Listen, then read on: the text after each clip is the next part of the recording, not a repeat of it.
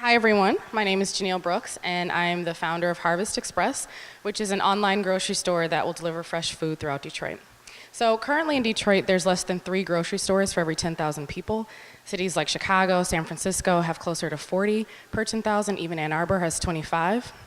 There's 550,000 people in Detroit that live in areas where there's an imbalance of food. So they may have a grocery store, but they have way more liquor stores, convenience stores, dollar stores, which means they're statistically more likely to suffer from a diet-related illness. My goal at Harvest Express is to really make eating healthy convenient, especially with working professionals, but particularly with working moms, and make it easy for people who are following medically prescribed diets to stick to those diets. One thing that we found is that a number of people might be told, you need to change your diet, but they don't have kind of actionable ways or tools to act on that prescription. So one of the features of our site will be, personalized shopping lists that relate to a specific condition. So if if you're a nursing mother, if you have diabetes, if you want to lower your BMI, we'll have a nutritionist that we're working with to create these recommended shopping lists.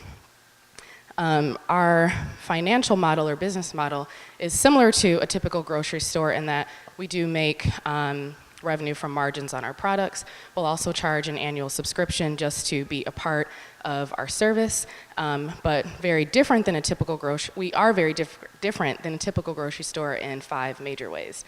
So the first is in our product selection. So a typical grocery store might have 25,000 products. To start, we'll only have 400. Even at the most, we'll have 2,500. And that's based partly on a value proposition of wanting to offer really smart products to our consumers and want them to feel as though they're smarter for having shopped with us. We've curated a selection of products that are, what's best fit for them. But it's also a financial savings in that if we're selling a smaller amount of products, we can ensure deeper discounts with our suppliers. The second area is our processing model, which is a just-in-time model. So if you go to the website and you place an order before midnight, any order that's placed before that time will be ready for delivery as early as the next day, and we'll be picking and purchasing early that morning, ensuring that what we're buying for our customers is at its peak freshness. So at the very most, we'll have inventory for 3 days, on the low end a day. A typical store might have inventory from 9 to 13 days. And that ensures that our cost of inventory is much different than a typical store. The third way is our supply chain. So when it makes sense, we will go directly to growers to purchase our inventory, which is also a part of kind of our fresher is better value proposition, but also it means wider margins on our products. The fourth area is that we're focusing more on perishable goods. A typical store has a product mix of like 50-50 dry goods to perishable. Perishable goods have higher margins, especially meat and dairy products. And so by us focusing more on perishable goods, we're ensuring that we have wider margins.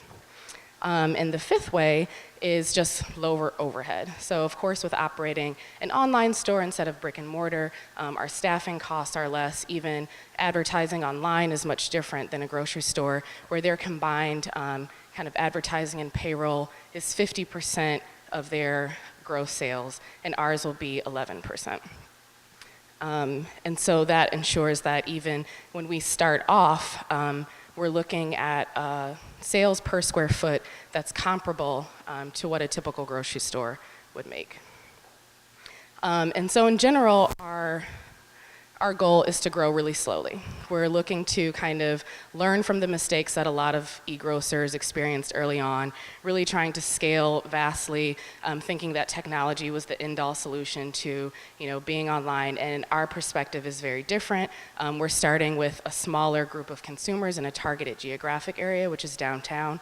We feel that's kind of like the lowest hanging fruit for us, and then as we grow and learn, we'll expand throughout the rest of Detroit and perhaps Metro Detroit. I've observed personally a lot of people shopping, done interviews, had surveys, and I think the general consensus is that people are ready for the pain of grocery shopping to go away. And I'm looking forward to making Detroit more economically and healthy and vital.